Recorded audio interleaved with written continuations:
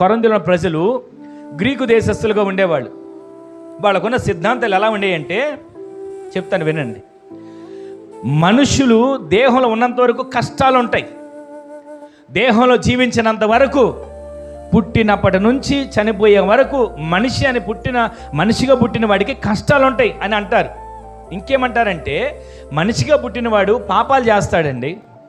మనిషిగా పుట్టినవాడు వాడు ఇష్టం వచ్చినట్టు బ్రతుకుతాడు. ఒక రోజున చనిపోతాడు.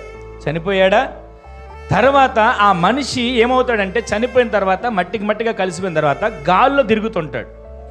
వాళ్ళ సిద్ధాంతం ఎలా ఉండేది, గ్రీకు దేశస్తుల సిద్ధాంతం.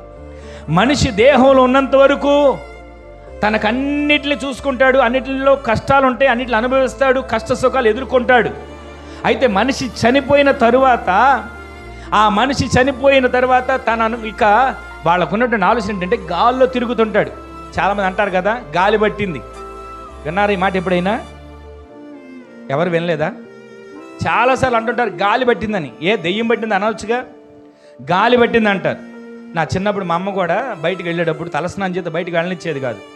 ఆ పొయ్యిలో ఉన్న బూడిద తీసి మొహాన్ని బొట్టు పెట్టి ఇప్పుడు వెళ్ళరా బయటికి అనేది. తలస్నానం చేయించి ఏ రోజు నన్ను బయటికి వెళ్ళనిచ్చేది కాదు. ఎందుకనంటే గాలి పడుతుందంట. ఎవరు చూసినా గాలి పడుతుంది అంటారు. మరి ఇంతవరకు గాలి అంటున్నారు. ఇక్కడ కూడా గ్రీకు దేశస్తులు కూడా వాళ్ళకున్న సిద్ధాంతం ఏంటంటే మనిషి దేహంలో ఉన్నంత వరకు కష్టాలు ఉంటాయి. చాలామంది అంటారు కదా, నేను చచ్చిపోయేంత వరకు నాకు ఈ కష్టాలు పోవట్లేదండి, నా కష్టాలు పోవాలంటే నేను పోవాలి అని అనుకుంటుంటారు. అయితే వీరి సిద్ధాంతం కూడా ఏంటంటే